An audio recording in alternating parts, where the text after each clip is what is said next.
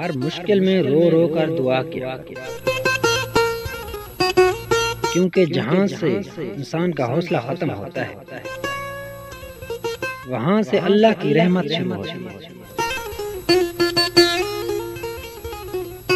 जिंदगी जरूरत के मुताबिक जियो, ख्वाहिशों के मुताबिक नहीं, क्योंकि जरूरतें तो फकीरों की भी पूरी हो जाती है और ख्वाहिशें तो बादशाहों की भी अधूरी रह जाती है। रिश्ता वो नहीं होता जो दुनिया को दिखाया जाता है, रिश्ता वो होता है जो दिल से निभाया जाता है।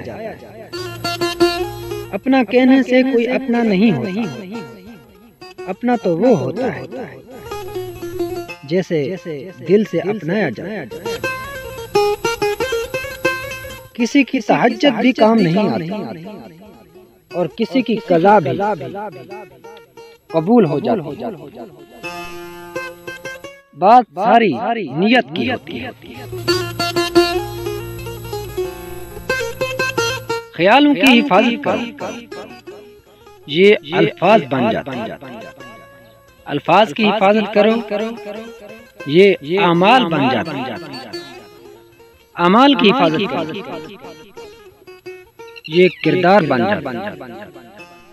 किरदार की हिफाजत करो, ये पहचान बन जाती है।